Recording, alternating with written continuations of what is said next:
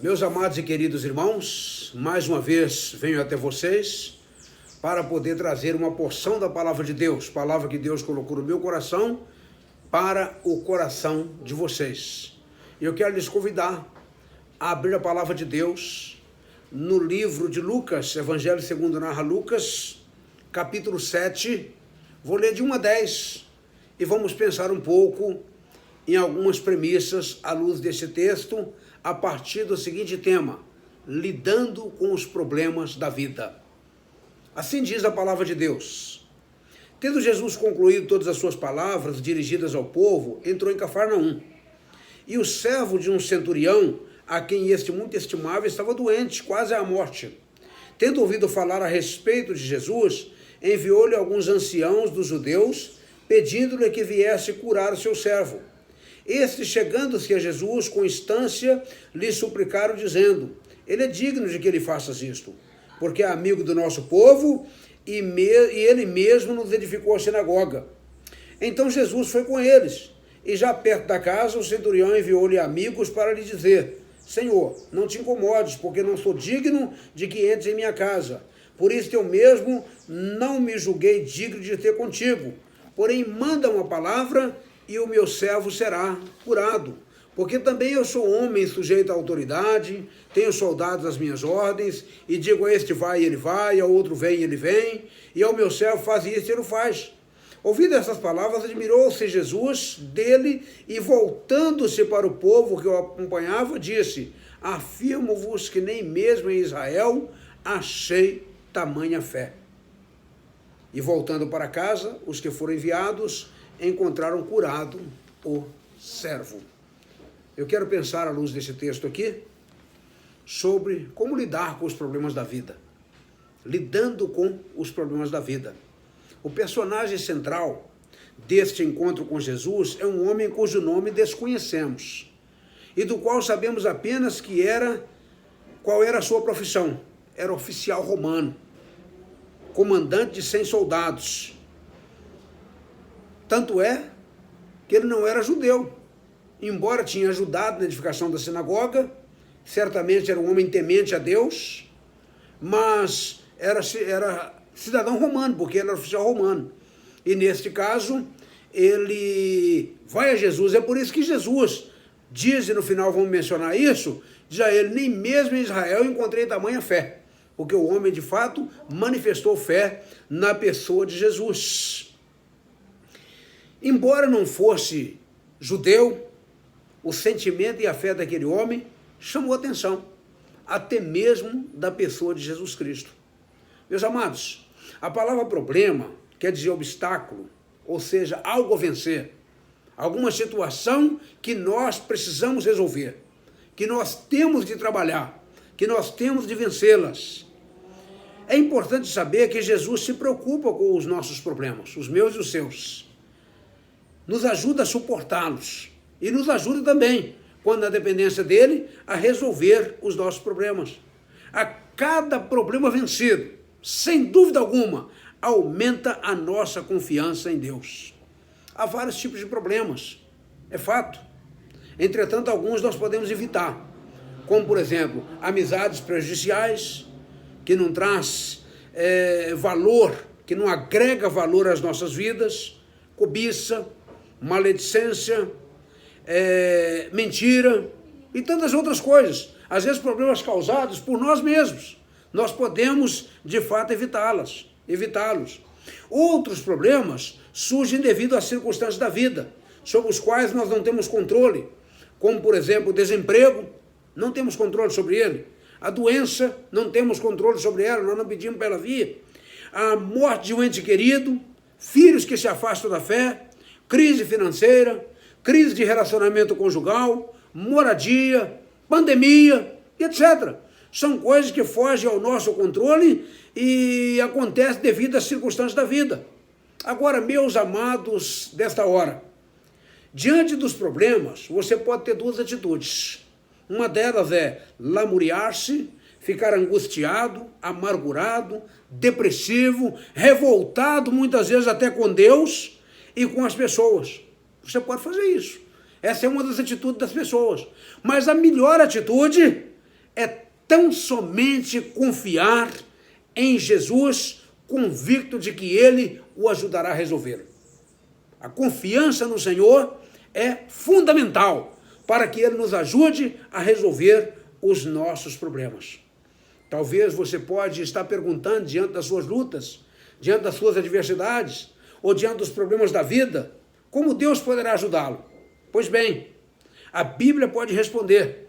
Lá no Salmo 107, versos 7, 13 e 19, é reportada a mesma palavra, a mesma frase que diz assim: na sua aflição, clamaram ao Senhor e Ele os salvou da tribulação em que encontravam.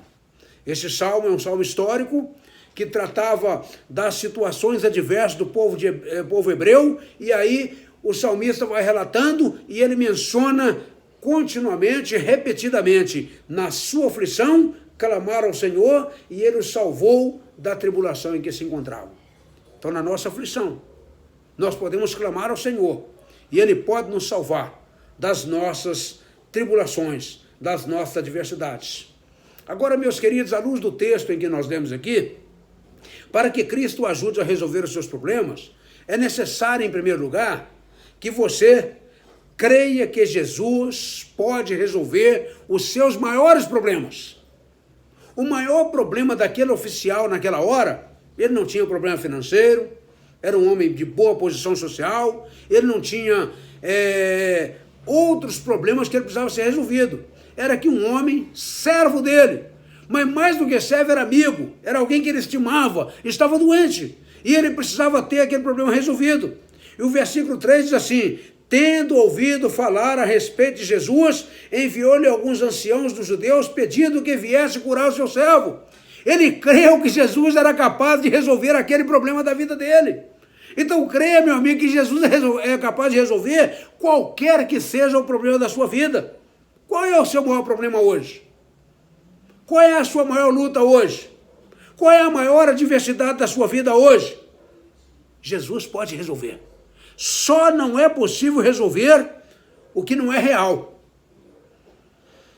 Portanto, vá à raiz do seu problema. Vá a fundo. Deixe a superficialidade. Deixe os rodeios. Deixe de fazer vistas grossas e abra o coração para Jesus, porque Jesus é capaz. Então, uma primeira verdade que você precisa saber para lidar com os problemas da sua vida é, de fato, crer que Jesus pode resolver os seus e os meus problemas. Ele pode, Ele é Senhor, Ele é capaz. E aquele centurião nos trouxe esta lição, de que ele creu que Jesus era capaz de resolver o seu problema do momento. Uma outra verdade que eu quero considerar aqui à luz deste texto, e que nós precisamos fazer também, é reconhecer que só pela graça de Jesus os nossos problemas serão resolvidos. Somente pela graça de Jesus. O versículo 6 diz assim: então Jesus foi com eles, e já perto da casa, o centurião enviou amigos para lhe dizer: Senhor, não te incomodes, porque eu não sou digno que te entre na minha casa. Ou seja, ele reconheceu que Jesus era capaz de fazer e reconheceu a sua pequenez, a sua fragilidade. Ele continua dizendo: olha, eu não sou digno, Senhor, mas diz uma palavra, por isso que eu não fui ter contigo, mas mandei servos ir, diz uma palavra e o meu servo será curado. Ou seja, eu creio que pela tua graça o meu problema será resolvido. Meu querido, desta hora, não pense que você será abençoado apenas por ser uma boa pessoa. E aquele homem havia testemunho, o texto menciona, testemunho deles, inclusive ajudando o povo hebreu na constituição da sinagoga. O texto está mencionando isso. Mas ele não entendeu que apenas por ele ter feito boas obras, por ele ter feito coisas boas, por ele ter feito alguma coisa boa, os seus problemas seriam resolvidos. Não. Ele creu que somente pela graça de Jesus é que os problemas serão resolvidos. Todos nós somos indignos das bênçãos do Senhor. Nós só as recebemos pela graça de Cristo, sem a qual estaríamos, sem dúvida alguma, todos perdidos. Portanto, é preciso crer que somente pela graça de Jesus os nossos problemas serão resolvidos. Uma outra verdade que considero aqui, neste texto, é que nós precisamos depender do poder de Jesus. Depender do poder de Jesus.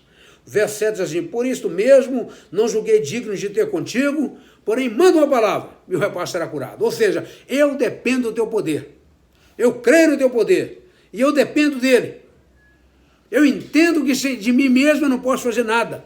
Então, se você acha que Jesus não resolverá os seus problemas, esteja certo que ninguém mais o fará. Só Jesus pode fazer. Você não precisa ver Jesus, apenas precisa crer. Precisa manifestar fé que ele agirá em sua vida. Apenas dependa de Jesus. Dependa do poder de Jesus. O nosso Deus, o Senhor Jesus, é um Deus onipotente. Ele tem todo o poder e ele assim o fará. Uma outra verdade que eu quero considerar com você também, nesta hora, à luz desse texto, para que você possa saber lidar com os problemas da sua vida, é sujeitar a sua vida à autoridade de Jesus. Sujeitar. Ter Jesus não apenas como solucionador dos seus problemas, mas ter Jesus como Senhor da sua vida.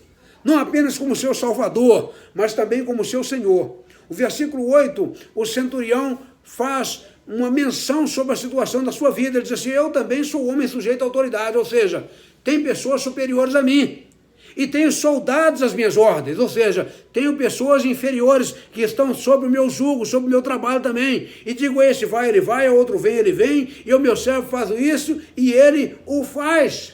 Então, para aquele homem, meus queridos, o poder de Jesus era tão natural, a autoridade de Jesus era tão natural, como era a sujeição dele, como militar, aos seus superiores.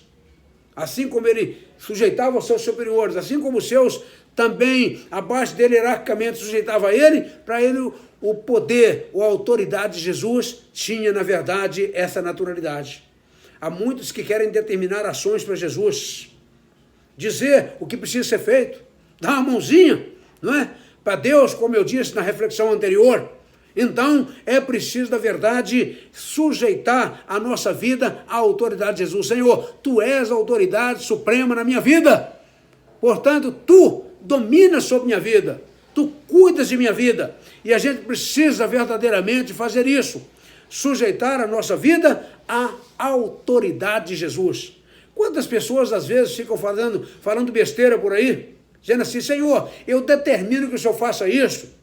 Eu determino que o Senhor faça aquilo. Quem é o servo para determinar alguma coisa ao seu Senhor? Esse centurião aqui, com todo o poder que tinha do ponto de vista social, ele não determinou nada por Jesus. Pediu humildemente, disse assim: diz uma palavra, Senhor, e eu creio que o meu servo sarará. Então nós não podemos determinar nada para Deus, não. O servo não pode determinar nada ao seu Senhor. Nem Cristo, enquanto homem, fez isto. Quando ele foi falar com Deus, ele fez questão de dizer verdadeiramente: Senhor, se possível, passa de mim esta hora, esse cálice, mas não seja como eu quero, mas como tu queres. Ele, na verdade, sujeitou também, enquanto homem, à dependência do Pai. E nós precisamos sujeitar à dependência de Jesus. Mas uma outra verdade aqui no texto é que nós devemos cultivar fé sincera em Jesus. O verso 9 disse: ouvindo essas palavras, admirou-se Jesus dele e, voltando-se para o povo que o acompanhava, disse: afirmo-vos que nem mesmo em Israel achei tamanha fé. É importante dizer que ninguém nasce com fé. Ela é fruto da decisão pessoal de aceitar a Cristo e deve ser cultivada no dia a dia da nossa vida. Não falamos de rituais religiosos, mas de crer de todo o coração em Jesus, como Senhor, Salvador absoluto de nossas vidas, e cultivar a fé nele, e ter uma experiência pessoal com ele. Mas também, uma outra verdade que vale mencionar aqui, à luz desse texto, é preciso confiar que Jesus dará a solução do que você precisa no momento. Jesus dará a solução do que você precisa. No momento, ele pode, na verdade, lhe abençoar. E voltando para casa, diz o verso 10, os que foram enviados encontraram curado o servo. Esse era o problema daquele centurião. Foi resolvido, porque o servo foi curado. Não importa o tempo e não importa o processo. O fato é que, ao que crê, ao que depende e ao que confia, sujeita e cultiva a sua fé, este receberá a bênção. Você quer a bênção? Você deseja ver seu problema solucionado? Você deseja ver a sua situação solucionada? Quer receber a bênção? Acredite!